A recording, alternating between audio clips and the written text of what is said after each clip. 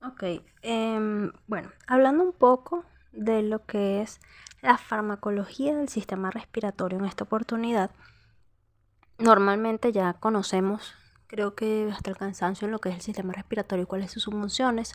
Sabemos que este es un sistema que se encarga no solo del intercambio gaseoso dentro de lo que es el proceso respiratorio y ventilatorio como tal, sino que también tiene otras funciones en la homeostasis del organismo, en lo que son la regulación del equilibrio ácido-base, mantiene los niveles de pH adecuados en el organismo y se encarga también de la expulsión de ciertos componentes de desecho, manteniendo el organismo libre de sustancias tóxicas para los diferentes órganos y sistemas. Desde el punto de vista más macro, podemos conocer que el sistema respiratorio comienza desde la nariz, ¿sí? Representando todo lo que es la vía respiratoria superior hasta los pulmones, que sería la porción más distal, pero en donde normalmente nosotros pensamos cuando nos hablan de sistema respiratorio.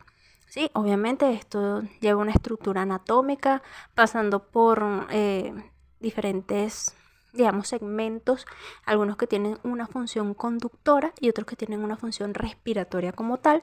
Sin embargo, bueno, esto ya es un recuento anatómico que en caso tal de que tengan alguna duda pueden consultar con el contenido que hayan visto en años anteriores. Tenemos, digamos, una estructura más microscópica, que sería el árbol bronquial, que es donde se encarga de todo lo que es la circulación del aire que nosotros inhalamos, y bueno, hasta llegar hasta la porción más microscópica, que en este caso son los alvéolos y la barrera alveolo-capilar, que es donde se realiza como tal el intercambio gaseoso, la hematosis y todo lo que es la detoxificación de los desechos, para posterior a eso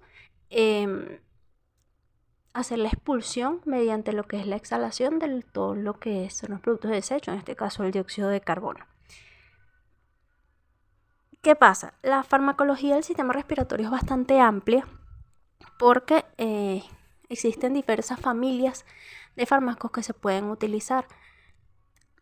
Algunos más, digamos, enfocados en lo que es la vía respiratoria superior, los cuales hemos tocado en oportunidades anteriores cuando hablábamos de los adrenérgicos, los fármacos adrenérgicos, y algunos un poco más enfocados a la vía respiratoria inferior de acuerdo al tipo de receptor que se encuentre en cada tejido.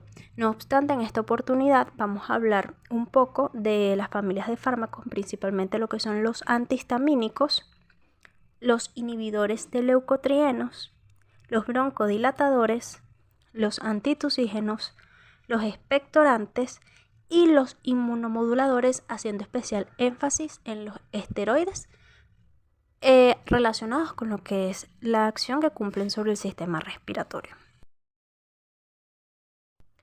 Bien, entonces dentro de todas estas familias que ya sabemos que tienen acción sobre el sistema respiratorio, vamos a comenzar hablando sobre lo que son los antihistamínicos. Ya todos conocemos lo que es la histamina, que es una amina imidazólica de acuerdo a su estructura química, y que ella es un mediador inflamatorio endógeno, es decir, la produce nuestro propio organismo, y que normalmente se libera o predomina en lo que serían las reacciones alérgicas, o es lo que más frecuentemente conocemos. Ella normalmente se encuentra almacenada en gránulos de células como mastocitos y basófilos, que sabemos que forman parte de esas células del sistema de defensa de nuestro sistema inmunitario, y que en el momento que lo amerite, estos gránulos se van a romper y se va a liberar la histamina. ¿Qué ocurre? O sea, siempre pensamos que ella tiene acción, como le dije, en las reacciones alérgicas, pero ella tiene una amplia distribución, y esto también depende de que tiene una gran cantidad de receptores, los cuales varían desde los receptores H1 hasta los receptores H4, cada uno con una función diferente. Los receptores H1 son aquellos que median normalmente las reacciones alérgicas en lo que es la hipersensibilidad, normalmente la hipersensibilidad tipo 1, porque sabemos que existen otros tipos de hipersensibilidad que dependen de otros factores, e incluso en lo que sería la anafilaxia, que sabemos que es esta respuesta inmunitaria desproporcionada, desmedida en relación con un agente alergénico o alérgico. Los receptores H2 normalmente se encuentran en la vía digestiva, principalmente producida por las células gástricas, y que trabajan o que, digamos, cumplen función en lo que es la secreción de ácido gástrico. Los receptores H3 predominan en lo que es el sistema nervioso central y tiene, en este caso, la histamina al unirse a ellos cumple una función de neurotransmisor, y los receptores H4, cuando la histamina penetra con ellos, se dice que normalmente trabajan en una función de inmunomodulación. No se conoce exactamente, no se ha logrado dilucidar por completo cuáles son las funciones en este caso de los receptores H4, pero sí se habla de que pueden interferir en lo que es la quimiotaxis, la producción de anticuerpos, la respuesta inflamatoria como tal, y puede tener una función añadida a lo que sería los receptores H1, pero como bien les mencioné, no es algo que todavía esté dilucidado, es decir, todavía está en estudio. Incluso todavía de los otros tipos de receptores se sigue estudiando, pero bueno, es lo que hasta el momento se han estudiado de una manera más amplia. Ok, vamos a representar aquí una luz bronquial, ¿sí?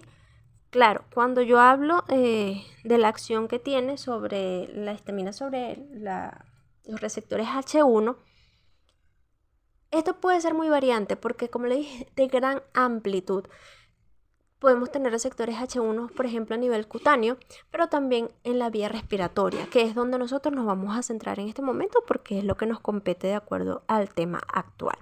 Pero comenzando de que esto puede ser la luz respiratoria, ¿sí? Partiendo de esta premisa, esta vía respiratoria puede ser desde la nariz hasta los espacios más distales de los bronquios más pequeños.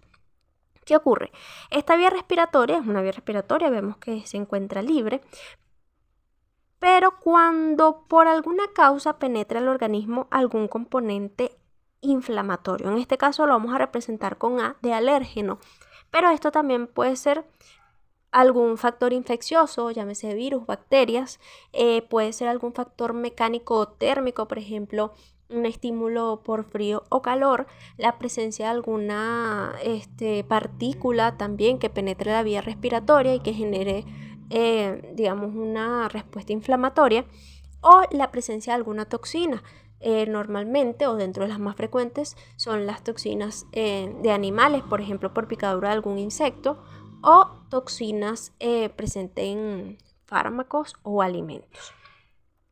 En el momento que un alérgeno, como bien les mencioné, colocando de ejemplo el alérgeno, penetra en lo que es la luz de la vía respiratoria, se va a comenzar a liberar entonces lo que es la histamina, que como ya bien mencionábamos, ella se encuentra en los gránulos de las células inmunitarias y que ellas pueden salir bien sea por exocitosis, o en algunos casos se piensa que puede ser hasta citotóxica porque puede incluso romper la membrana para poder ser liberada.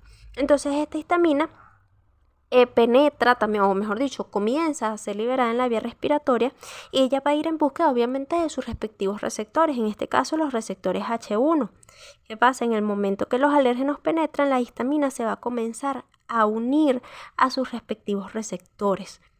¿Por qué? Porque ella necesita informarle al cuerpo de que algo está pasando, de que penetró un agente externo que puede ocasionar daño. Entonces, en ese punto, esa unión, en este caso histamina receptor, comienza una respuesta inflamatoria, se comienzan a liberar citocinas proinflamatorias, entre las que predomina la interleucina 1, la interleucina 6, también interleucina 5, 2, 8, factor de necrosis tumoral, un agente también proinflamatorio, y comienza un proceso de quimiotaxis de lo que serían ciertas células, como por ejemplo eosinófilos. Sabemos que los eosinófilos son esas células inmunitarias que se activan, que se incrementan en respuesta a infecciones de tipo parasitaria o en este caso de reacciones alérgicas. Bien, en este contexto, todas estas reacciones desencadenan una expresión endotelial, la cual se va a ver manifestada en vasodilatación generada por la liberación de óxido nítrico. Sabemos que el óxido nítrico es un potente vasodilatador que en este caso no es por una respuesta vascular, sino que es por un proceso inflamatorio, el cual condiciona que necesita que aumente la circulación sanguínea. De igual manera, esta vasodilatación va acompañada de un aumento de la permeabilidad vascular, es decir, todos los espacios del endotelio que se ven representados aquí por esta lineecita roja se van a ensanchar para permitir primero que haya un mayor paso de lo que serían células inmunitarias, pero que también existe una mayor vascularización. Esto va de la mano también con un edema o un engrosamiento del epitelio de la luz respiratoria, que sabemos que en este caso este tipo de epitelio normalmente es un epitelio cilíndrico pseudoestratificado ciliado, y que esto genera, este aumento de la permeabilidad, genera que se comience a extravasar plasma hacia lo que es la luz del bronquio o la luz de la vía respiratoria. Entonces comenzamos a ver un acúmulo de líquido que a su vez va de la mano con una hipersecreción de moco. Es decir, cada vez vemos la luz respiratoria más pequeña porque se encuentra ocupado su espacio por líquido, por moco, además de por todo el edema que condiciona la inflamación.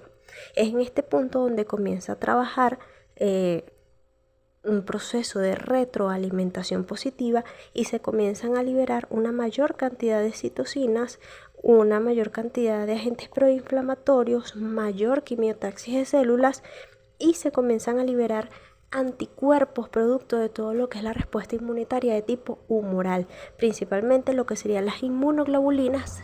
En este caso predomina la inmunoglobulina E de un valor predominante en lo que serían las reacciones alérgicas. En este punto también comienza la participación de lo que es el músculo liso bronquial. Sabemos que este es un músculo liso que se encarga de que nuestra vía respiratoria sea dinámica y se pueda abrir y cerrar con el paso del aire, pero en este punto, en respuesta a lo que es el patrón inflamatorio, comienza lo que sería la broncoconstricción, haciéndose cada vez más pequeña la vía respiratoria, reduce la luz, limitando lo que sería el flujo de aire, y llegamos a un punto que se puede generar una reacción un poco más ulterior, que sería el broncoespasmo. Esto me puede generar una respuesta o una reacción inflamatoria sistémica que se traduce al final en anafilaxia y un posible shock. Bien, aquí estamos viendo una imagen que compara la fase inicial, es decir, una vía respiratoria limpia y despejada, hasta una vía respiratoria que se encuentra completamente obstruida, llena de líquido, moco y predispuesta a lo que es el broncoespasmo, y lo que hablábamos anteriormente. Ok, esto es la acción directa sobre la vía respiratoria, es decir, un alérgeno penetró por vías respiratorias superiores y generó una respuesta alérgica. Pero es importante también destacar que, como mencionábamos, los receptores de histamina se encuentran a nivel generalizado y los H1 también. Es decir, tenemos receptores a nivel cutáneo, a nivel de vísceras, a nivel genitourinario y, por supuesto, a nivel respiratorio. Entonces, cuando existe una respuesta, bien sea distante de la vía respiratoria, por ejemplo, una picadura de un insecto, de una abeja, de una avispa, etc., la reacción primaria va a ser cutánea, es decir, vamos a ver en la zona de la picadura inflamación, edema, hipertermia por la vasodilatación. Pero cuando existe una persona que es hipersensible, la cual hace respuestas inmunitarias o inflamatorias desmedidas y desproporcionadas, entonces es allí donde se comienzan a activar no solo los receptores de histamina locales, sino también a nivel sistémico, entre ellos la vía respiratoria. Por eso que en una persona que sea alérgica a la toxina por la picadura de avispa o de abeja, puede hacer en pocos minutos la inflamación, de igual manera la vía respiratoria, la hipersecreción, el broncoespasmo y llegar incluso al edema de glotis, que esto lleva a una insuficiencia respiratoria aguda porque existe una limitación en el flujo de oxígeno, y en caso de no tratarlo de manera inmediata y oportuna puede llevar a la muerte del paciente. Entonces aquí vemos una imagen tridimensional de la vía respiratoria, específicamente de lo que sería el árbol bronquial, y vemos más o menos lo que vimos en la imagen anterior, cómo se comienza a engrosar, comienza a estrecharse la luz bronquial, comienza a darse ese proceso de hipersecreción de moco acumulada también con la extravasación de plasma, y cómo el músculo liso se comienza a contraer generando broncoconstricción. Cabe destacar también que estamos hablando de un contexto agudo, en donde hubo una picadura de un animal, donde el paciente tuvo una inhalación de alguna partícula alérgica, pero también esta misma acción de la histamina la vemos en pacientes en otro tipo de condiciones, por ejemplo, en urticarias, que es una reacción cutánea, en pacientes tal vez con alguna alergia de tipo digestiva o en pacientes con patologías más crónicas como la rinitis alérgica estacional o el asma bronquial. No obstante, cuando entendemos todo este proceso de cómo actúa la histamina, aunque lo tenemos enfocado a la parte farmacológica, pero logramos entender cómo trabajan muchas de las patologías en este sistema. Y entendiendo esto, ya podemos comprender los mecanismos de acción del resto de los fármacos, no solo los antihistamínicos. Ahora,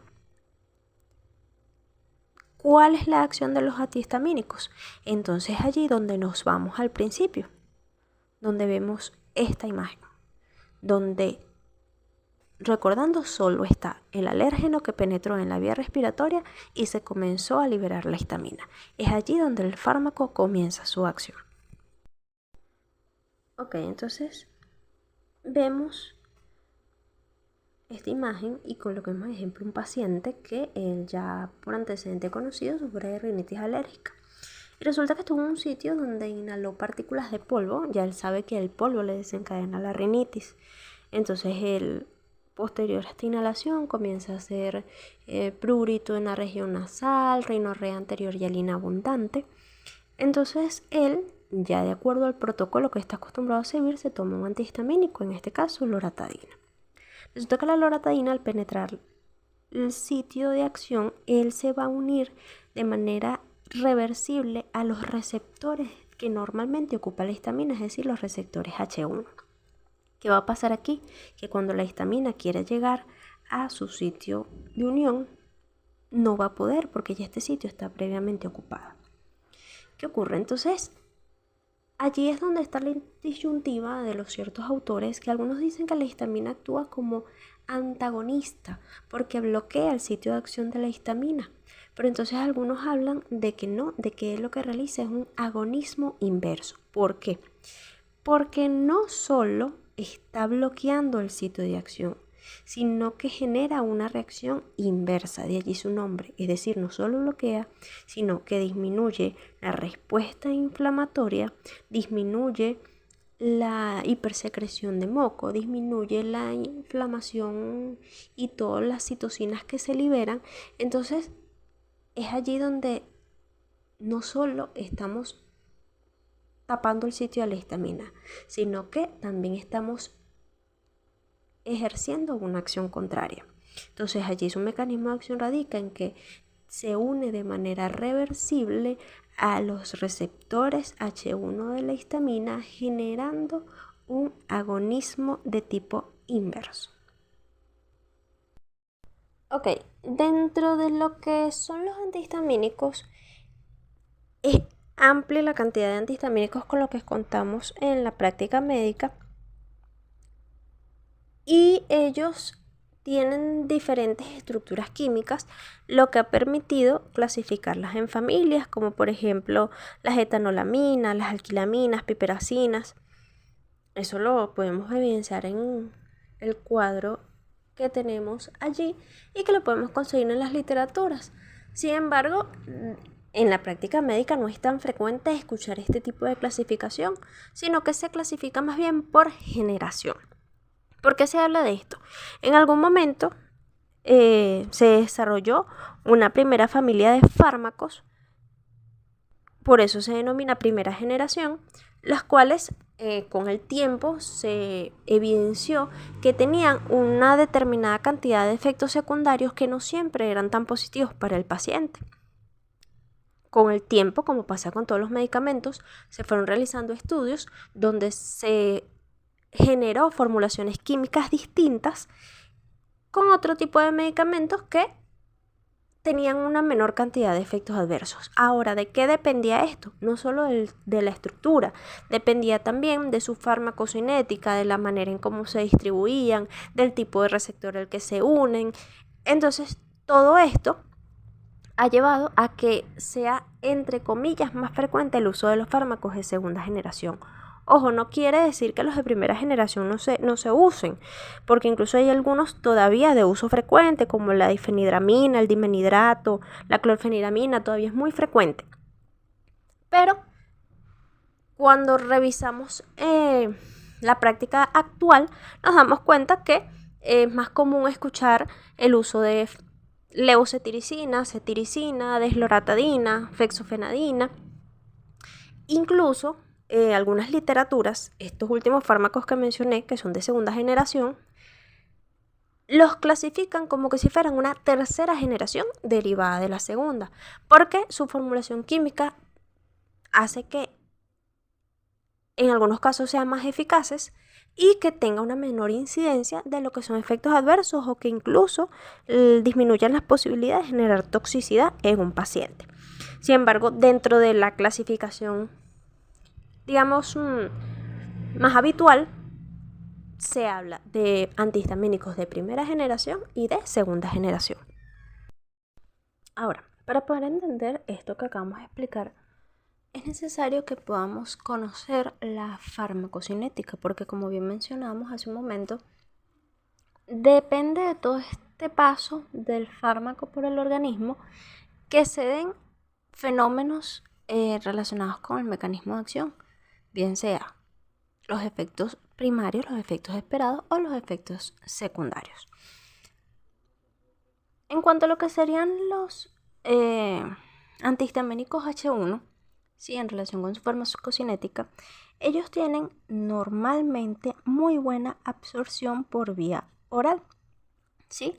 Ellos logran alcanzar su concentración máxima en el caso de los antihistamínicos de segunda generación, aproximadamente 2 horas, mientras que los antihistamínicos de primera generación alrededor de 3 horas.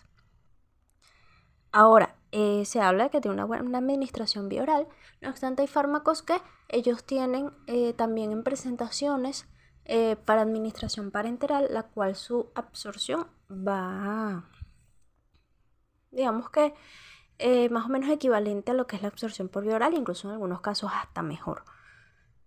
La absorción normalmente de estos fármacos se dice que puede estar entre un 60 hasta un 90% dependiendo del tipo de medicamento. Con el tema de lo que sería la distribución de los antihistamínicos, es allí donde radica mucha de la diferencia en cuanto a la acción de las generaciones. ¿Por qué?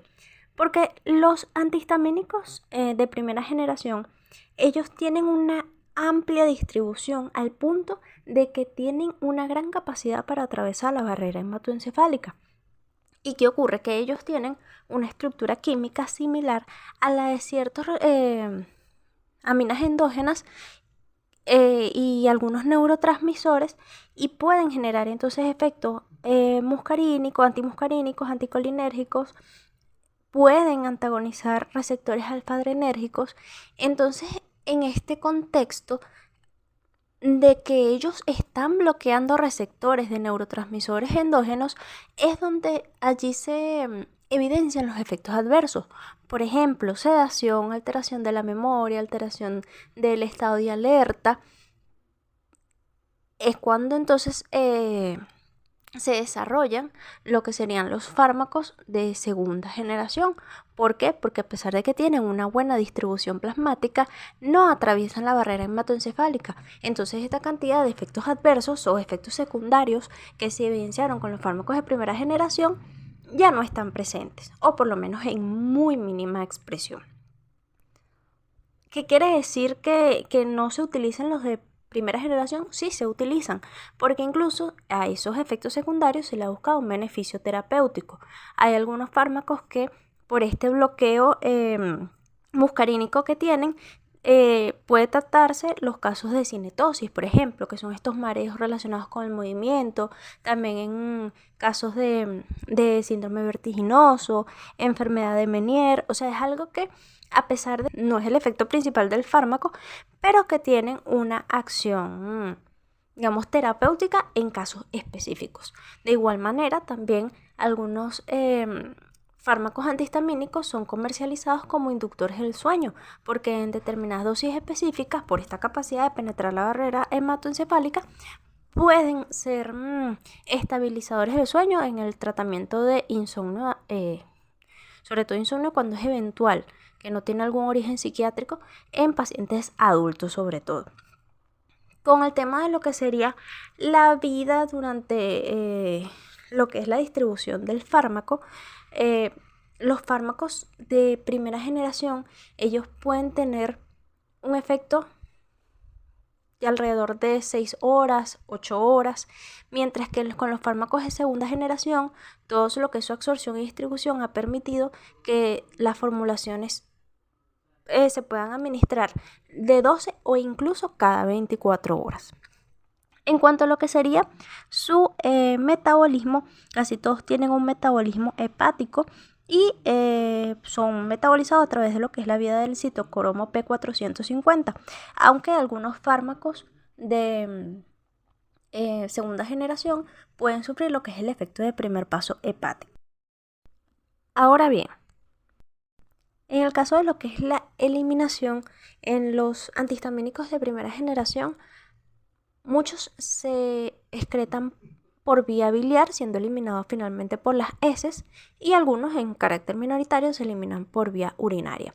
Por el contrario, los antihistamínicos de segunda generación se excretan en su mayoría por la orina, y algunos incluso de manera inalterada, y algunos sí necesitan de otras vías metabólicas para poder ser eliminados, y en menor proporción pueden ser eliminados por la vía biliar. Bien, en este orden de ideas ahorita vamos a ver algunos ejemplos bastante conocidos de los antihistamínicos, ya saliendo de lo que es el conocimiento estrictamente científico. Ahora vamos al conocimiento general. Me parece que todos en alguna oportunidad hemos tenido la necesidad de usar antihistamínicos. Aquí les voy a demostrar algunos de los más frecuentes y sus usos. Viajesan. El Viajesan normalmente lo utilizamos, o se conoce su uso, en el tema de los mareos, la émesis, porque como su nombre lo dice, de allí viene el Viajesan, porque normalmente son mareos relacionados con el viaje, con las personas que tienen que viajar, bien sea por aire o incluso personas que se marean en carretera, lo pueden utilizar. Sin embargo, cuando revisamos el componente del Viajesan es dimenidrato, que el dimenidrato es un antihistamínico de primera generación.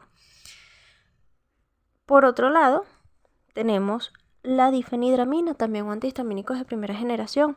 Pero fíjense que cuando lo vemos en su presentación, como les mencionaba, aquí está disponible como inductor del sueño. Ahora, me parece importante, tomé esta imagen así completa para que vean que esta es una dosis de 50 miligramos. La difenidramina sí se utiliza como antihistamínico, pero cuando conseguimos la presentación para un uso antialérgico como tal, en presentaciones de 25 miligramos, e incluso hay presentaciones en combinación con otros fármacos que son como de características más antigripales, que estos son uno de los usos en los cuales se utilizan los antialérgicos normalmente. La cetiricina, un fármaco bastante frecuente, normalmente viene en presentaciones de 10 miligramos en el caso de tabletas. Sin embargo, también se puede conseguir en jarabe, en presentaciones que pueden venir desde el 1 miligramo por ml a 5 miligramos en 5 ml.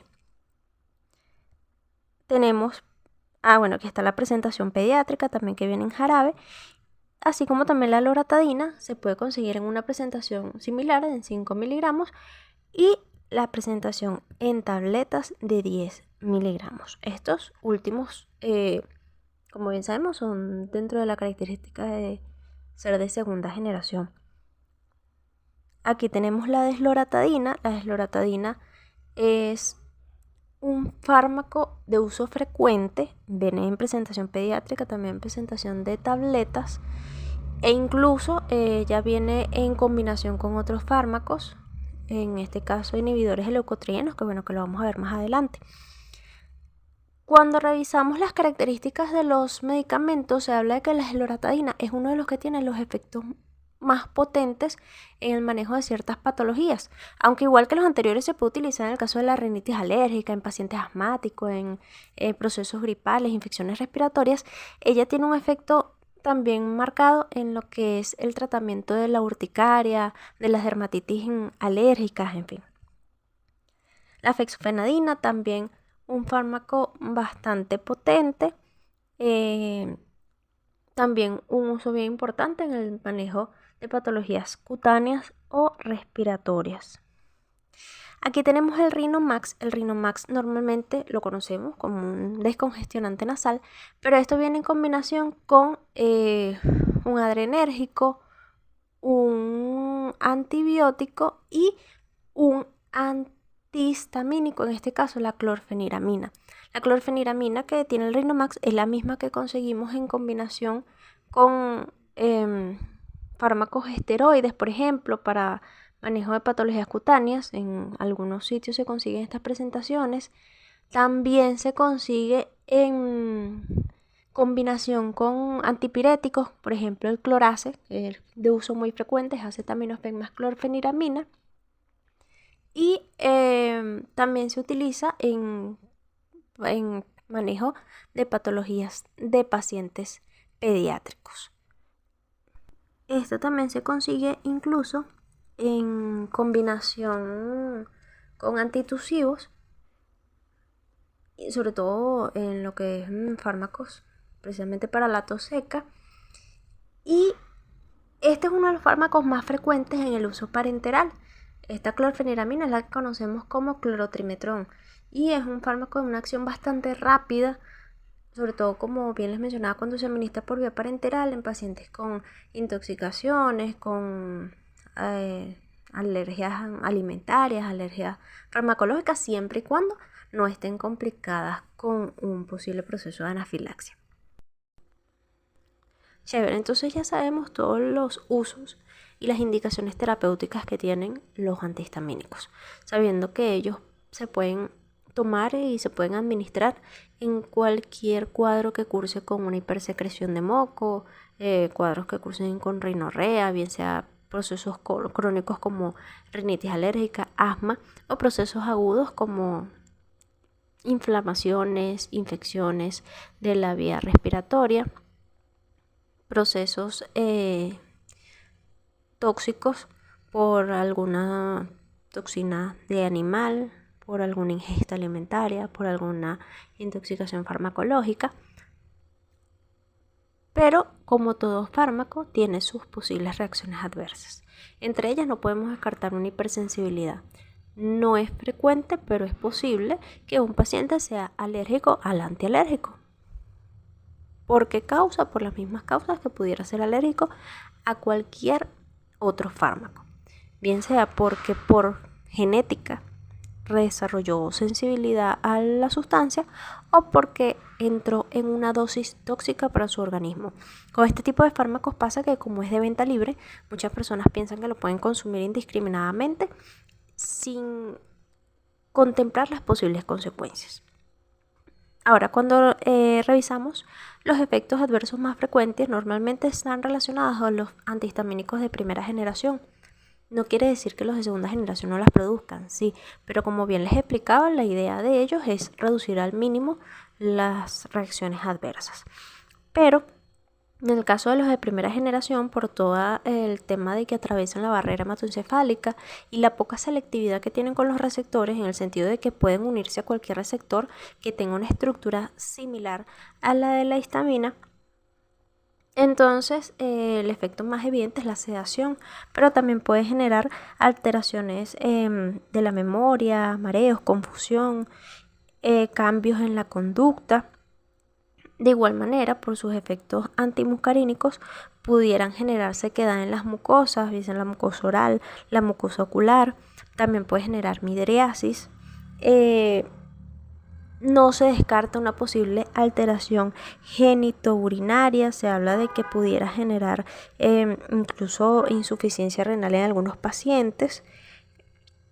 Y en el caso del metabolismo, puede generar interacciones con otros fármacos, es decir, aquellos fármacos que también son metabolizados por la vía del citocromo pudieran tener interacción con ellos, algunos antibióticos, algunos antifúngicos que tienen una estructura química similar y también cuando se administran en combinación con benzodiazepinas, con alcohol, que ellos pudieran ser depresores del sistema nervioso central y estamos viendo que los antihistamínicos también tienen esta función, entonces pudiera potenciar los efectos y llegar a la toxicidad.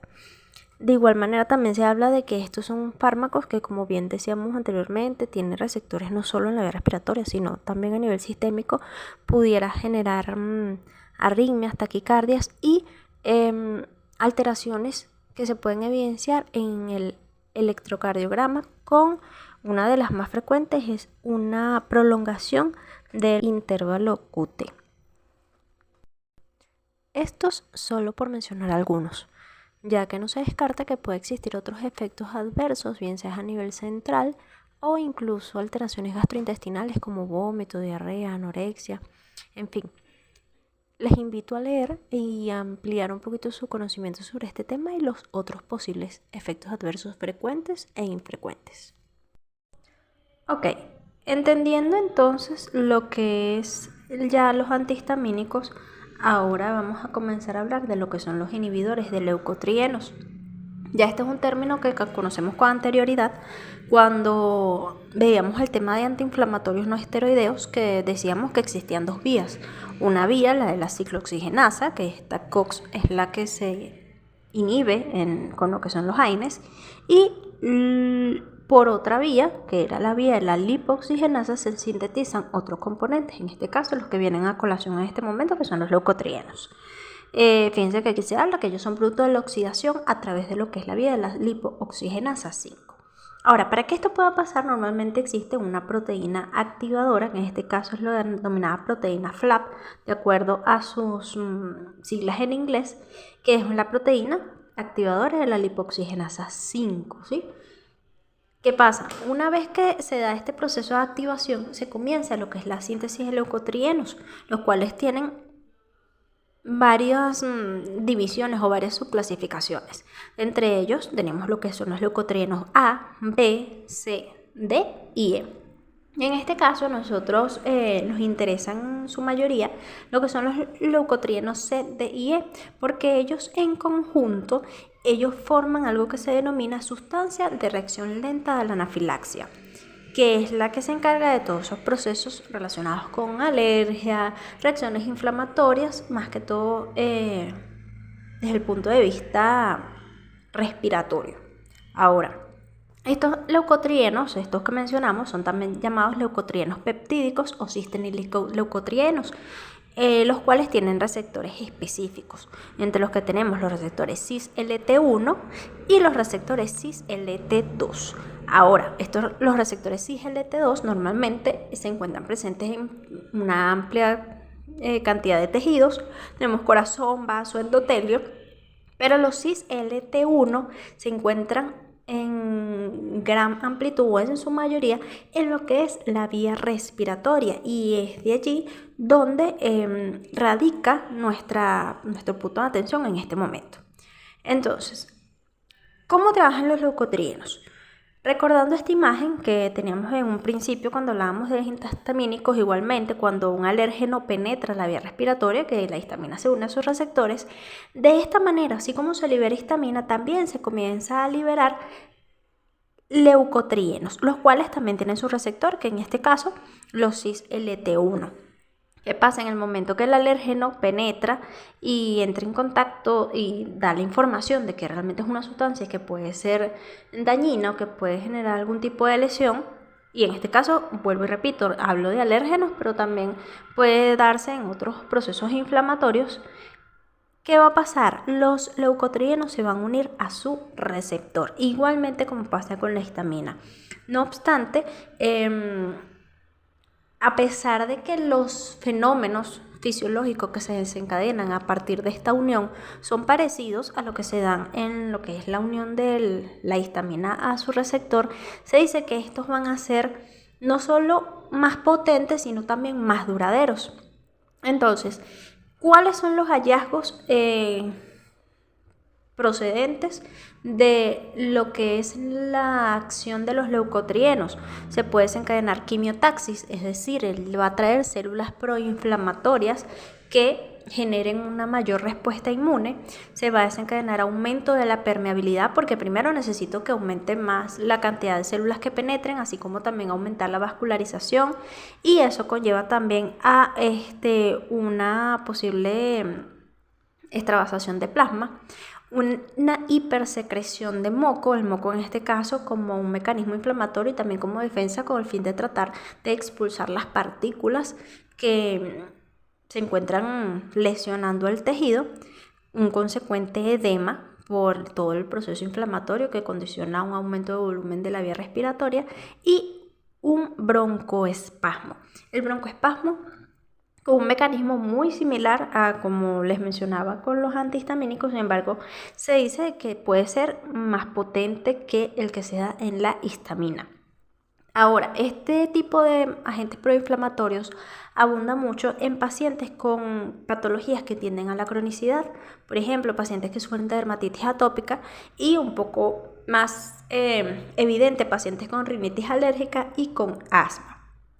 ¿Qué pasa? Que este tipo de agentes, cuando persiste en la vía respiratoria, puede condicionar un deterioro de la función pulmonar. ¿Por qué? Porque se va dañando la acción ciliar, se va deteriorando, se va generando un deterioro del epitelio, y es por eso que a su vez aumenta lo que es como la sensibilidad del paciente ante ciertos componentes, pueden ser más propensos a desarrollar alergia, procesos infecciosos, en fin. Ahora, en vista de que el proceso es muy similar, ya entendiendo, como les mencionaba, cómo se da el proceso alérgico, también entendemos cómo es el tema con los leucotrienos. Respecto a lo que es la farmacocinética de este tipo de medicamentos, tienen una absorción bastante buena por vía oral. Se dice que esta puede ir de entre los 65 hasta el 75%.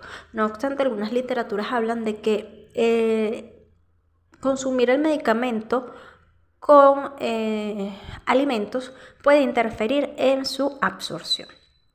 En cuanto a lo que es la distribución del fármaco, él tiene una buena unión a proteínas plasmáticas, no obstante, por su estructura molecular, no tiene la capacidad de penetrar barreras como la barrera hematoencefálica, así como lo hacen otro tipo de medicamentos. En todo caso, es un tipo de penetración muy, muy mínima, como les bien mencionaba, la estructura química del fármaco y su capacidad de traspasar. Por otro lado, el metabolismo normalmente es hepático a nivel microsomal. En algunos casos habla de que puede estar mediado por lo que es la acción de las proteínas CYP, y la excreción normalmente es biliar en su mayoría. Ahora, con respecto a lo que es los fármacos más frecuentes dentro de esta familia, están el Pranlucas. El Pranlucas es de uso muy infrecuente. Este es un fármaco que, por lo menos en nuestro país, yo nunca lo he visto, pero está dentro de los fármacos que se han desarrollado con este mecanismo de acción. Un poco más frecuente tenemos el Zafirlucas, el cual viene en presentaciones de 10 o 20 miligramos y normalmente no se consigue tan fácil, pero tiene un mecanismo de acción bastante bueno.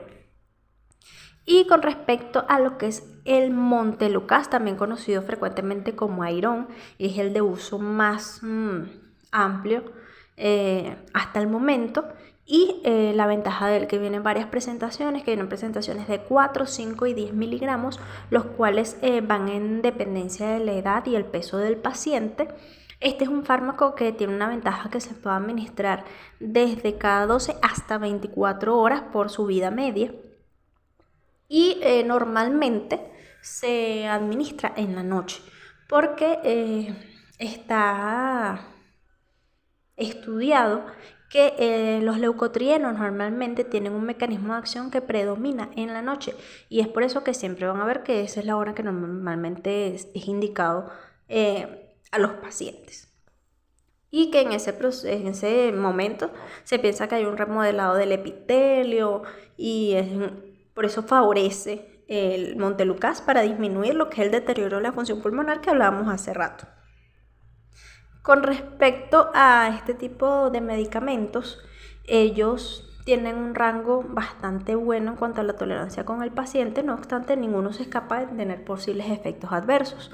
Uno de ellos puede ser la hipersensibilidad. Ciertamente los pacientes pueden ser alérgicos a este tipo de medicamentos.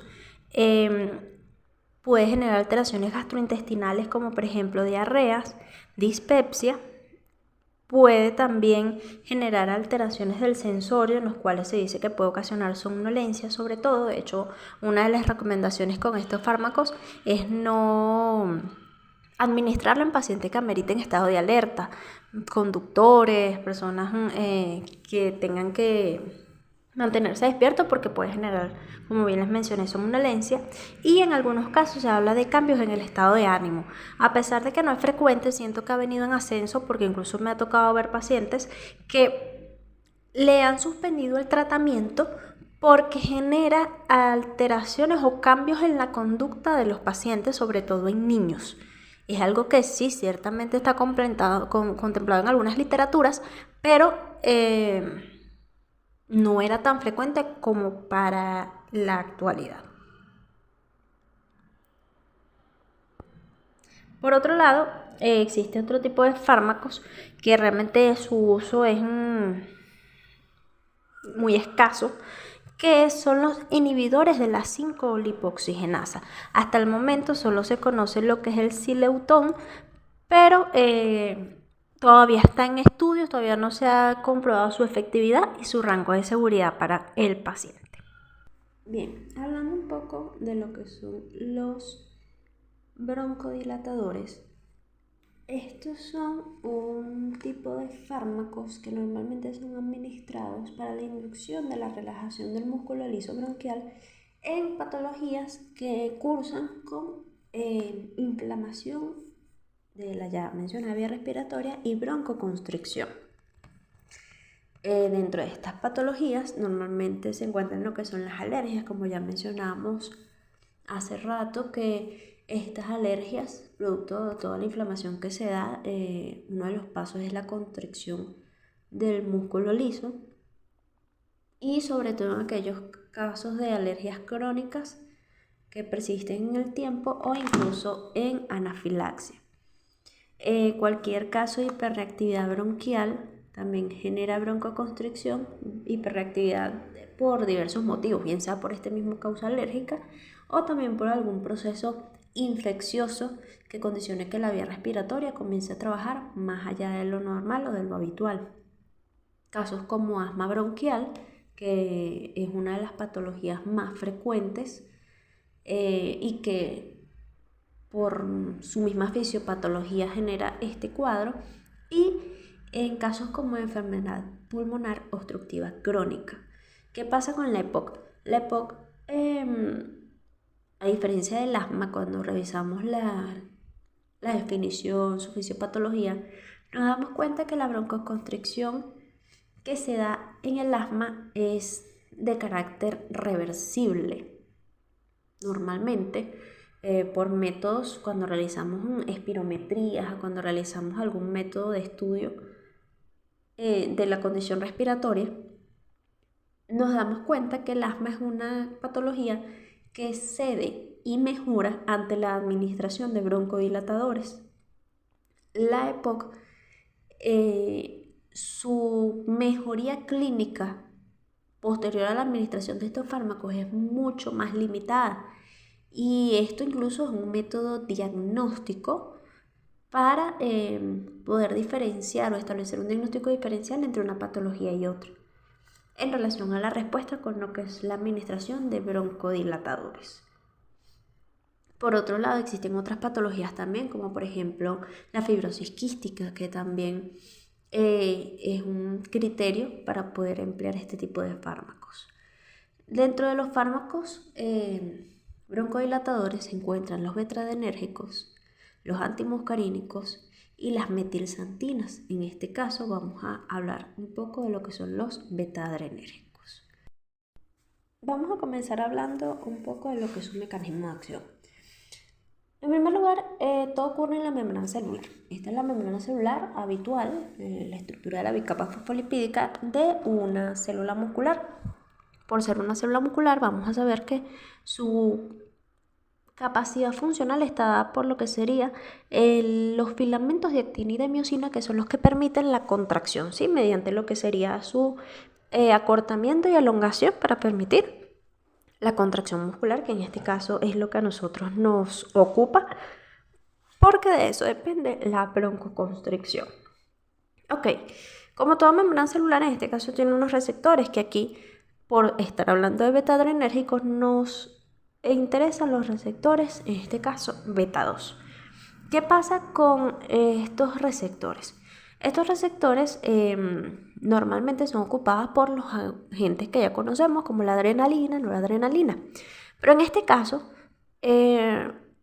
yéndonos al panorama de que administramos un medicamento beta-adrenérgico, ellos van a actuar como agonistas, es decir, ellos van a potenciar el efecto, van a simular el efecto de lo que haría el agonista endógeno, ¿sí?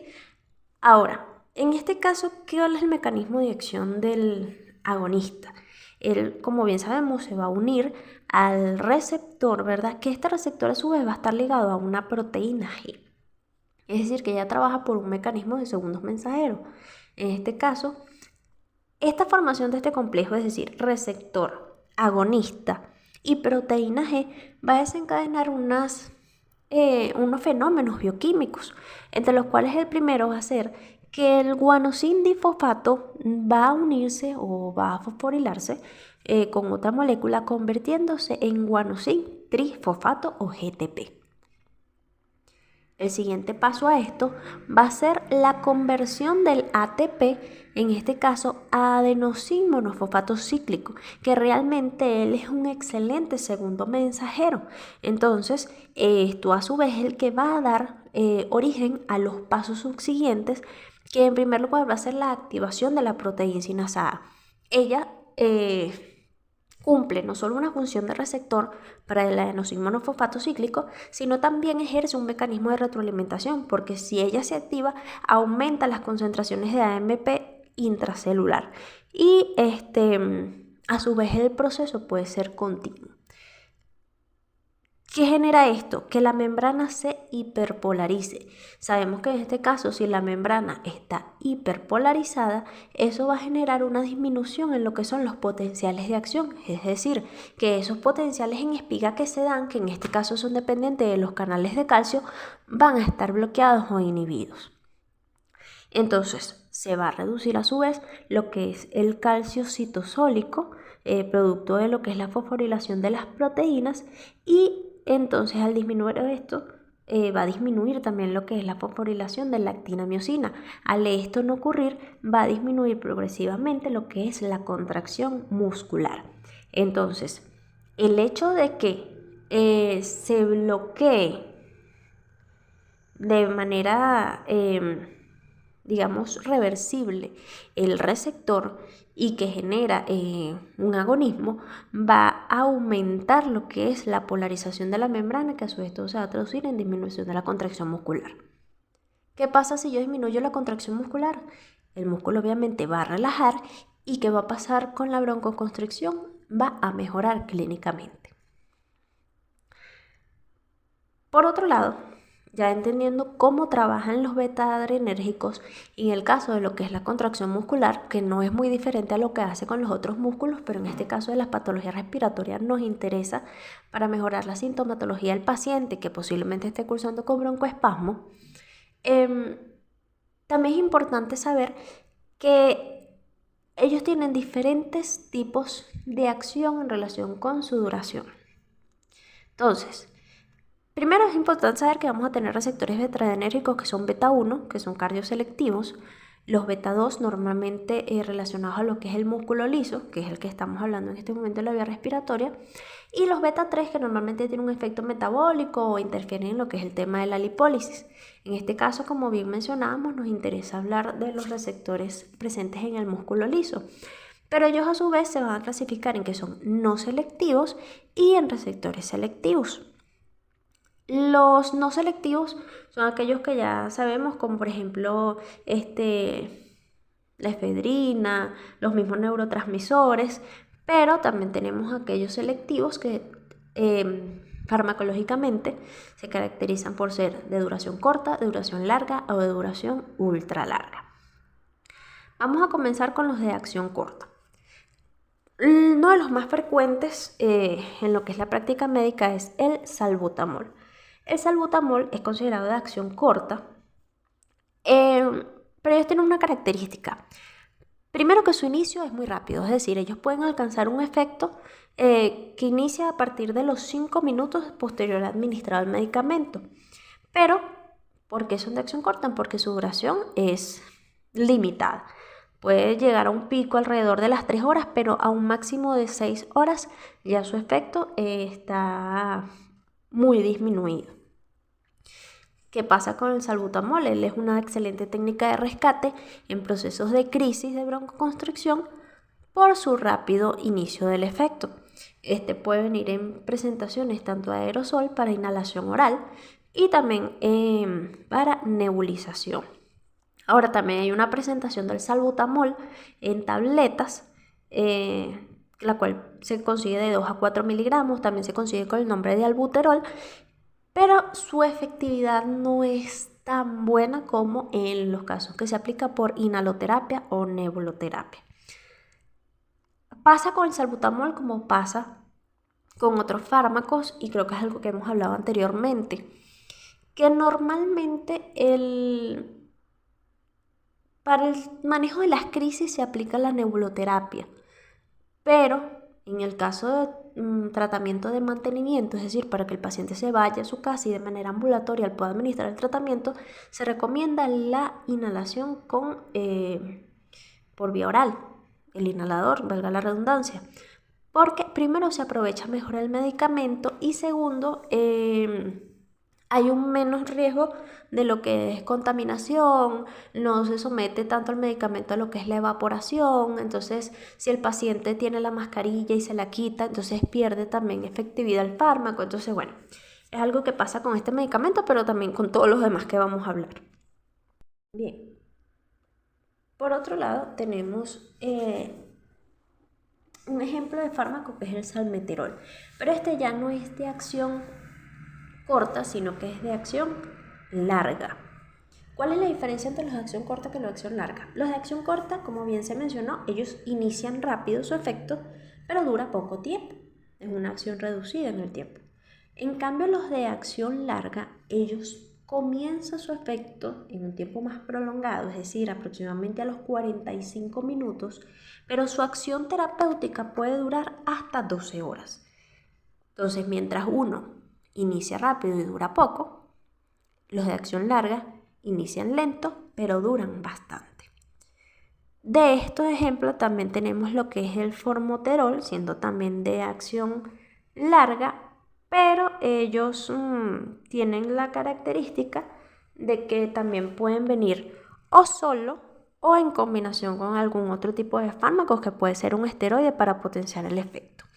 ¿Qué pasa? El formoterol se consigue una presentación que es igualmente es un para inhalación, pero él viene o en cápsulas o en polvo. Es decir, o se aplica el polvo dentro del inhalador y se inhala, o se tritura la cápsula y se convierte en polvo.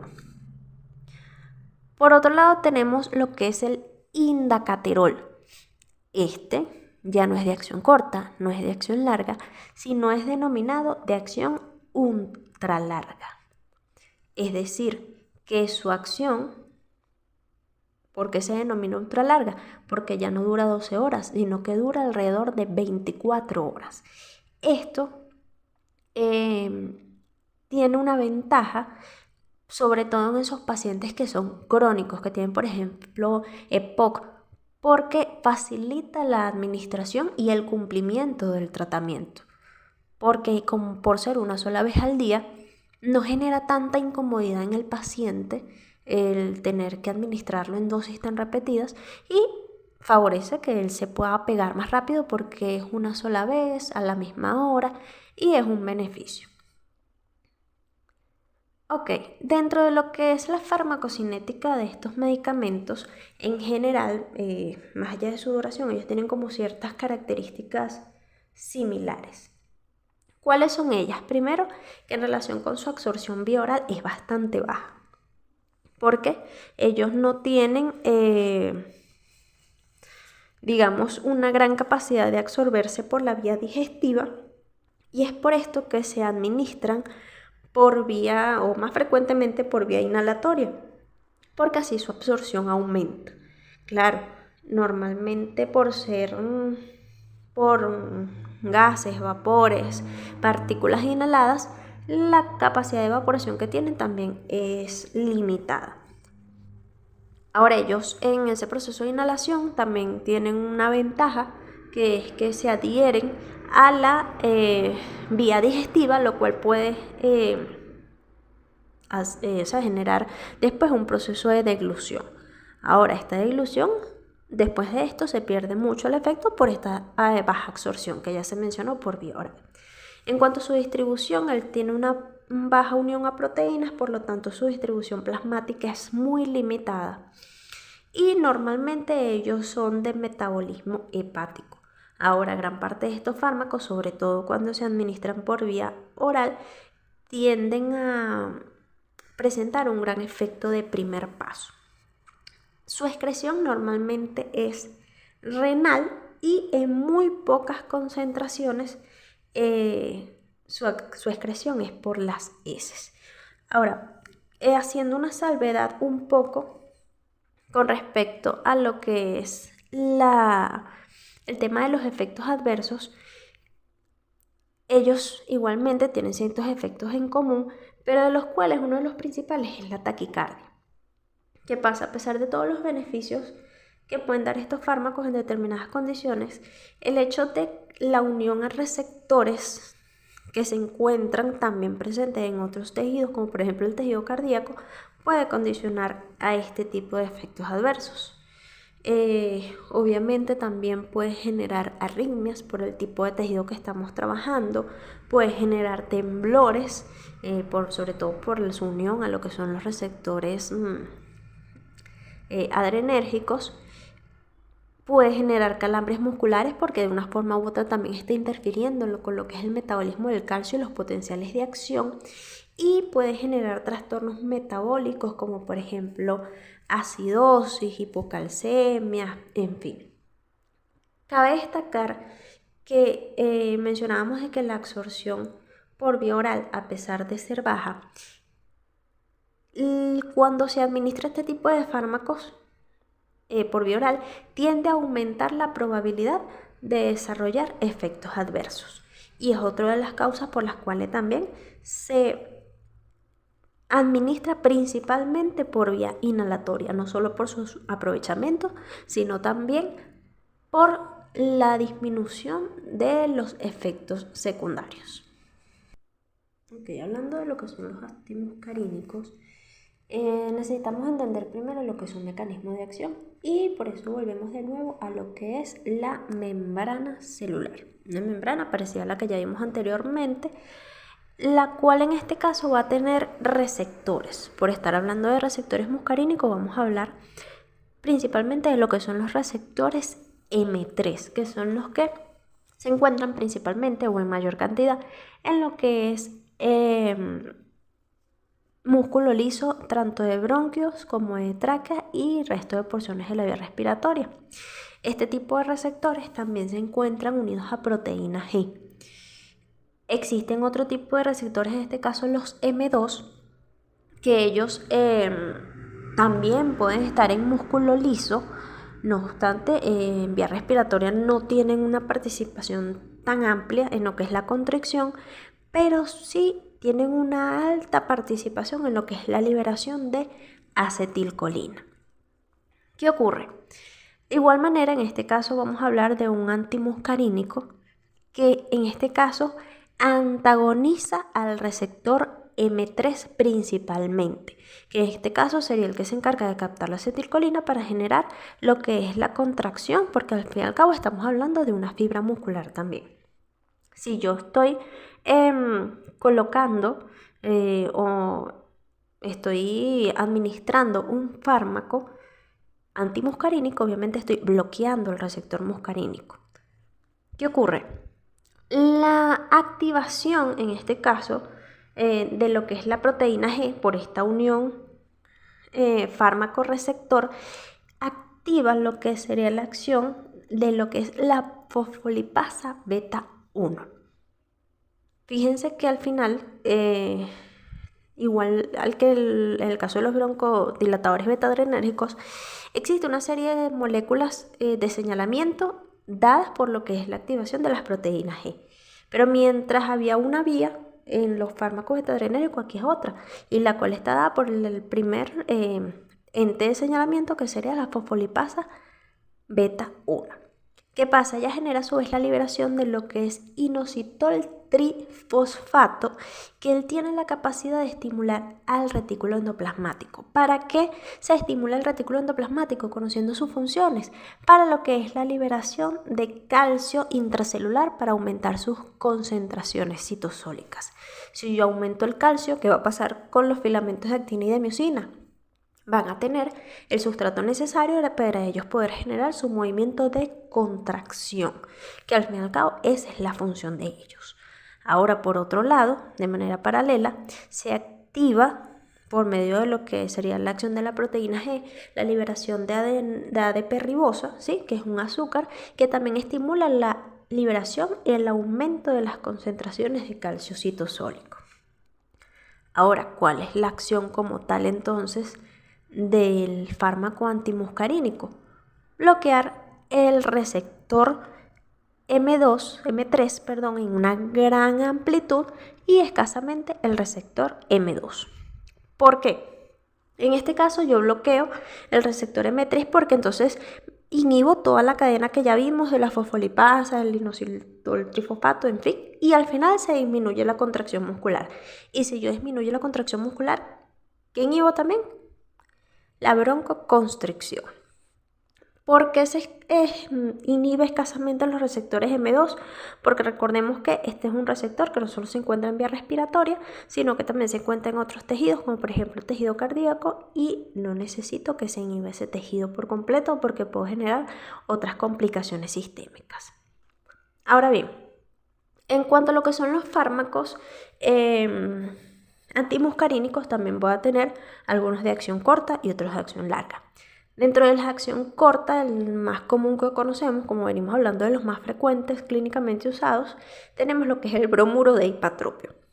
Este bromuro de hipatropio también se puede encontrar solo o combinado con otros fármacos, pero se habla de que él solito es de acción corta porque él puede iniciar su efecto a partir de 15 minutos, pero su duración tiende a ser en un máximo de 4 a 6 horas. Ahora, en combinación, que normalmente puede ir de la mano con algún otro fármaco que puede ser también un beta-adrenérgico, lo que se busca es aumentar su efecto, tal vez no siempre en duración, pero sí en potencia, para lograr un sinergismo. En el caso del tiotropio, ¿sí? Ya este no es de acción corta, es de acción larga. Pero ¿qué ventaja tiene este fármaco? Que inicia su efecto a los 30 minutos, pero puede durar hasta 24 horas. Lo mismo pasa con, tenemos la presentación del bromuro de tiotropio llamado Spiriva, que es uno de los más frecuentes conocidos, y que tiene una acción similar a lo que es el bromuro de glicopirronio. ¿Qué pasa con él? Que también su duración puede ser hasta de 24 horas. Tenemos otro fármaco como lo que es el aclidinio, que la diferencia de este es que su efecto ya no es tan largo, pero sí puede ser su administración cada 12 horas. En cuanto a lo que es su cinética, él tiene una absorción parecida a lo que pasa con los betadrenérgicos, que oral solo se absorbe un 10%, aunque en algunos casos dice que hay fármacos que puede ser hasta en un 30% su absorción. Ahora, él también tiene la cualidad de que cuando se inhala puede adherirse a lo que es la orofaringe y ser deglutido, y de esta manera se aprovecha alguna otra porción del fármaco por absorción digestiva.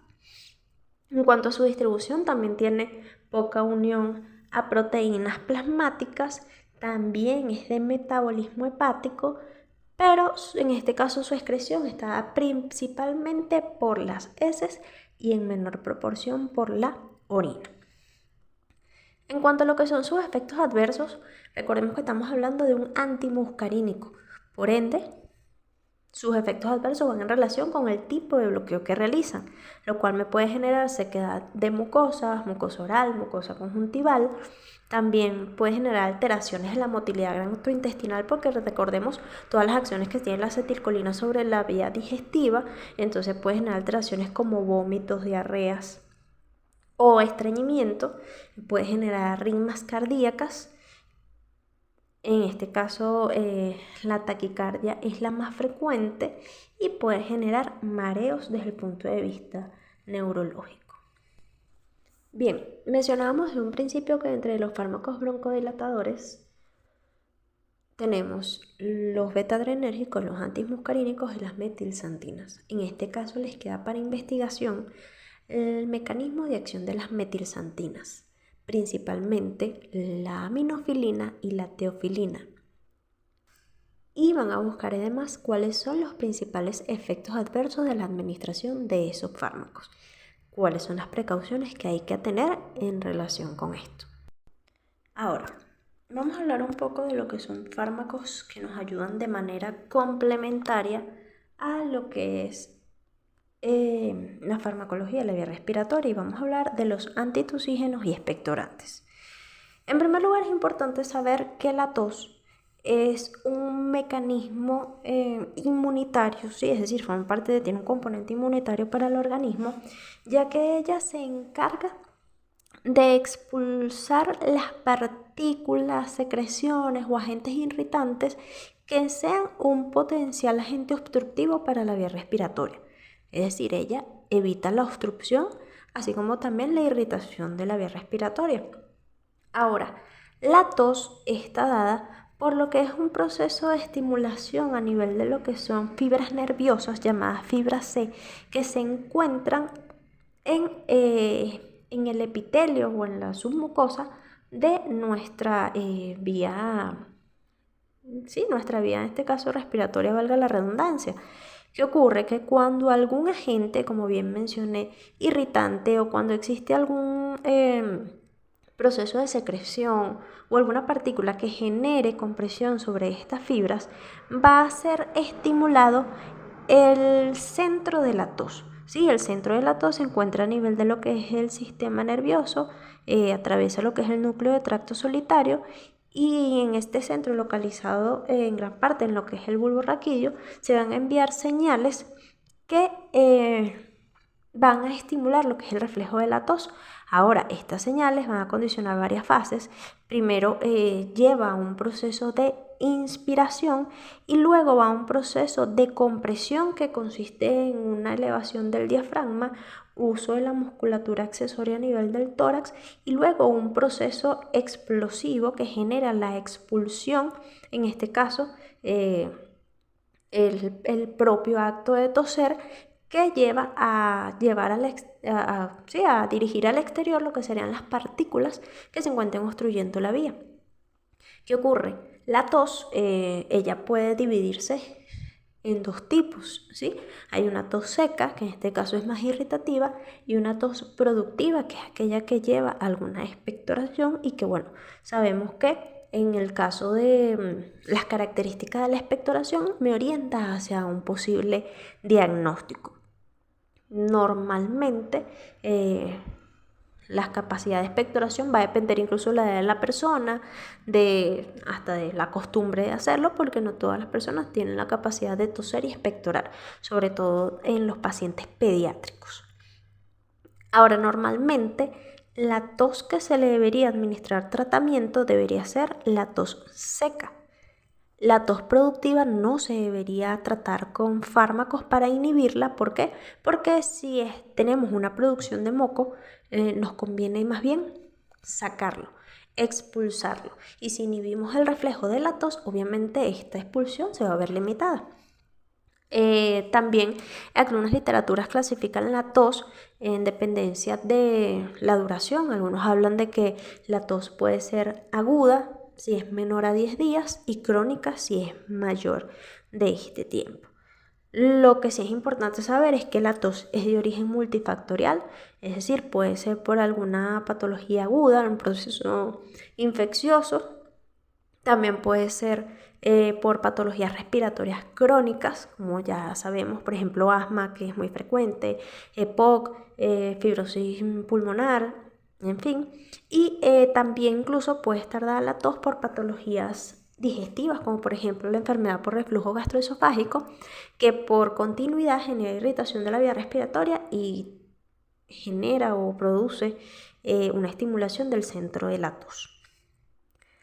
Ahora bien, hablando un poquito de lo que son los diferentes fármacos, comenzando con lo que serían los antitusígenos propiamente dicho, ellos están diseñados para reducir la tos, así como también aliviar todos los posibles síntomas que ella acarrea, porque sabemos que en este caso, sobre todo la tos seca, genera mucho malestar general, genera irritación de lo que es el neurón muscular, pudiendo condicionar incluso el desarrollo de neuritis intercostales cuando ellas se extienden en el tiempo, genera agotamiento. Entonces, esto es un síntoma que normalmente se trata y se alivia sus síntomas. Ahora, existen dos tipos de antitusígenos, básicamente.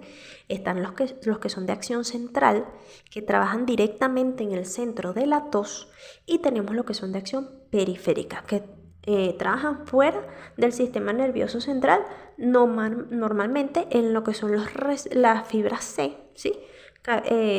Para que ellas no funcionen como receptor y no sean estimuladas. En este caso vamos a comenzar hablando de lo que es la codeína, ¿sí? En este caso estamos hablando de un nombre comercial que es el Codebromil Plus, pero su base es la codeína, y aquí vemos que está en combinación con clorfeniramina, que es un antihistamínico. ¿Qué pasa? La codeína es un antitusígeno de acción central. Él es derivado de los opioides. Ella también está dentro de la familia lo que es el dextrometorfano, que es un derivado de opioides mucho menos potente. Y bueno, algún nombre comercial frecuente es el Jonal. ¿Qué pasa? Ellos inhiben lo que son la producción de taquicininas, que en este caso ellas son como una especie de neurotransmisores que se encuentran en el endotelio, también tienen funciones vasodilatadoras, y ellas estimulan la fibra C, que es en este punto donde ellas al ser estimuladas, llevan el mensaje a lo que es el centro de la tos. ¿Qué pasa? Aquí se sigue produciendo taquicininas, pero está inhibido los receptores a nivel de lo que es el sistema nervioso central. Otro ejemplo tenemos el Jonalat, que también es dextrometorfano, pero en combinación con clorfeniramina. Sabemos que este es un fármaco antihistamínico, pero que también trabaja o también ayuda en lo que es la inhibición de este síntoma. Por otro lado, tenemos el dextrometorfano en otra presentación, como por ejemplo el Preveral. Entonces son, digamos, como las presentaciones más frecuentes que vamos a ver. y los fármacos que normalmente son más presentes en las farmacias. Ahora, en el caso del dextrometorfano normalmente es de venta libre, pero la codeína con frecuencia la venden con receta por estar tan cercano a lo que son los opioides, por ser un derivado de estos. En el caso de lo que es el Perebrón, este es un fármaco, un nombre comercial de lo que es la oxolamina. La oxolamina ya es un antitusígeno de carácter periférico, ¿sí? Aquí él no trabaja a nivel central, él trabaja directamente bloqueando la liberación de citocinas y de los agentes proinflamatorios que activan la fibra C. Entonces fíjense lo que yo les mencionaba, en el caso de los de acción central, ¿se producen taquicininas? Sí, se producen agentes proinflamatorios, sí, pero está bloqueado el núcleo. En este caso, no. En este caso no se bloquea el núcleo, sino que se bloquea es la liberación de citocinas. Por lo tanto, no se estimulan las fibras C. Otro fármaco parecido a la oxolamina o con un mecanismo de acción similar es la levodropropicina. Dentro de un nombre frecuente que vamos a conseguir en farmacia va a ser el Antux.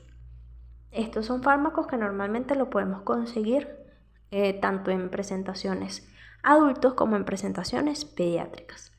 Los derivados, en este caso de la codeína, principalmente lo que es la codeína, no son tan frecuentes su uso en pacientes pediátricos por la cantidad de efectos adversos que puede desencadenar. ¿Por qué? Porque este tipo de medicamentos pueden generar sedación, trastornos gastrointestinales, depresión respiratoria, retención urinaria, pero es por el tipo de bloqueo que generan. En los de acción periférica sí se pueden utilizar con mayor seguridad en niños. Por otro lado, vamos a comenzar hablando de lo que son los expectorantes. Quiero que aclaremos algo porque se habla de fármacos que son expectorantes mucolíticos. ¿Cuál es la diferencia entre uno y otro?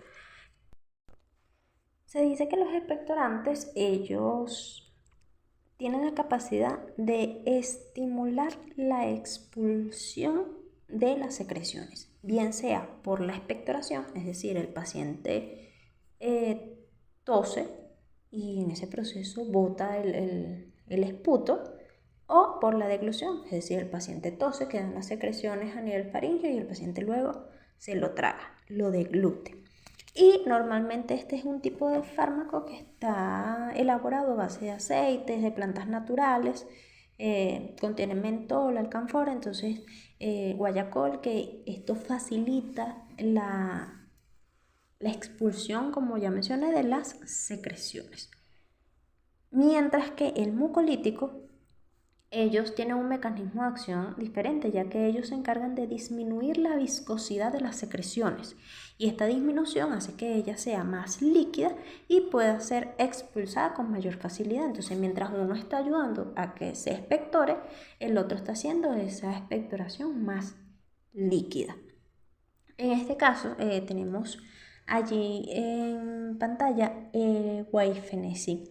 El guaifenesin normalmente es un expectorante, pero fíjense que aquí este va de la mano o va asociado a lo que es el dextrometorfano, que es un antitusígeno de acción central.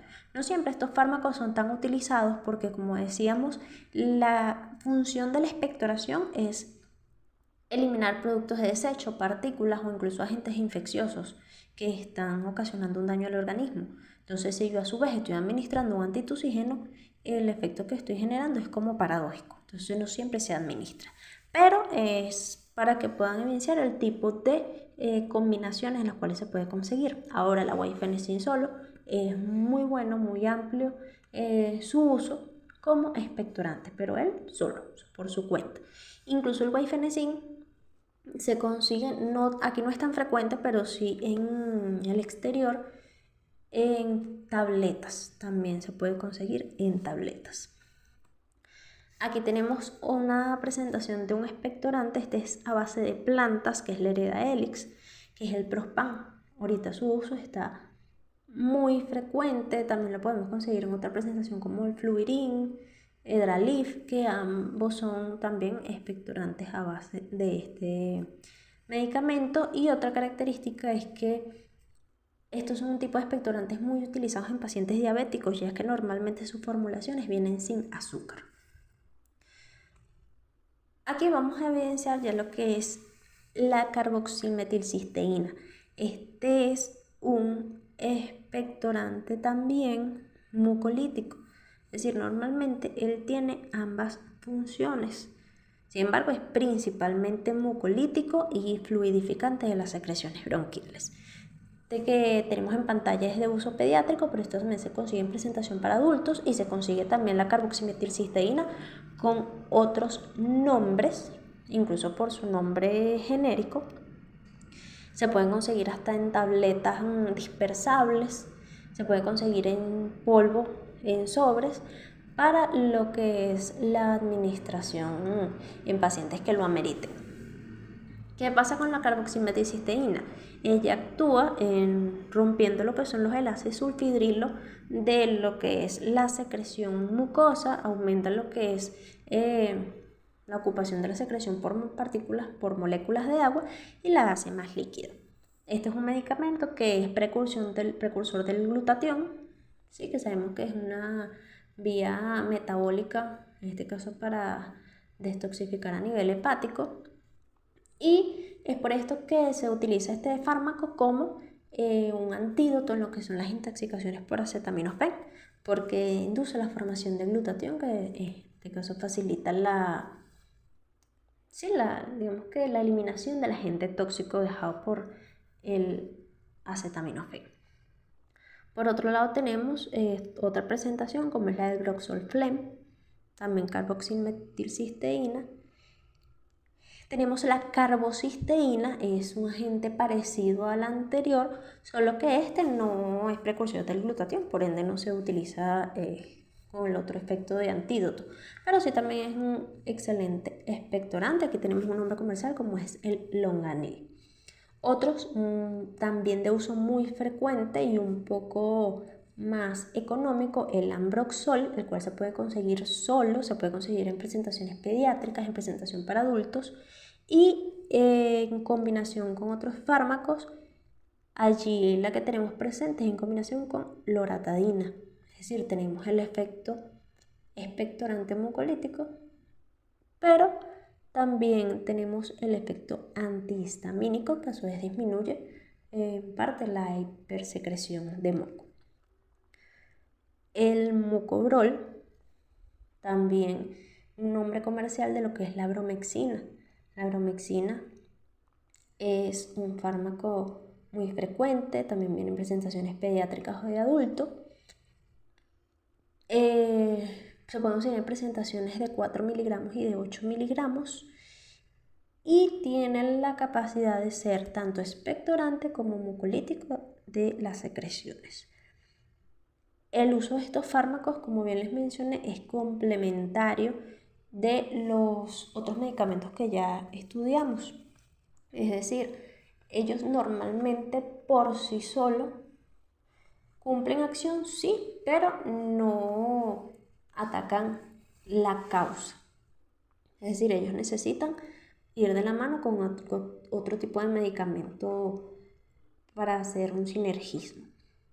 En algunas literaturas se habla de que este tipo de fármacos puede tener un efecto placebo, entre comillas, es decir, que no solo es su acción farmacológica, sino que también el tipo de componentes de los que está formulado tienden a generar cierto refrescamiento de lo que es la mucosa respiratoria, y disminuye un poquito esa sensación de la tos.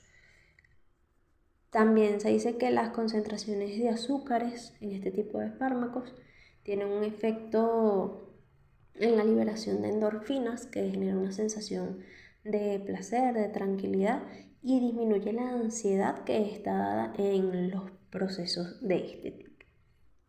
Entonces, bueno, eh, de la mano con esto también existen otro tipo de fármacos que ya se los dejo para investigación, que son los esteroides, ¿sí? Con efecto principalmente antiinflamatorio.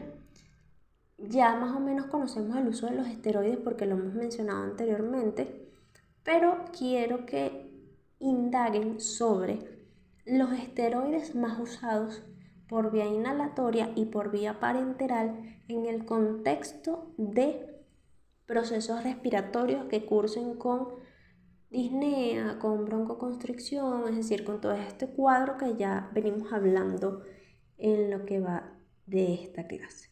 Entonces, bueno, llegando hasta aquí, un material bastante sencillo, pero que a su vez es enriquecedor y complementa toda la información que ya conocemos, no solo de esta asignatura, sino también de otros tópicos.